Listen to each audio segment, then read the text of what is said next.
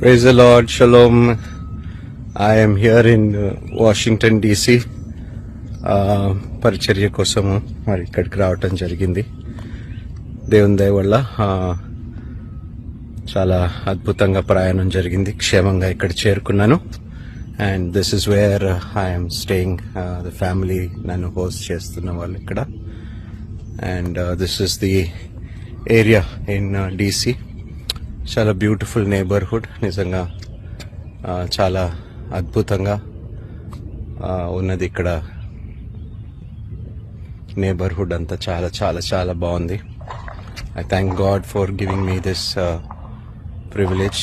ఈ యొక్క అవకాశం దేవుడు ఇచ్చినందుకు దేవునికి స్తోత్రాలు చెల్లిస్తున్నాను.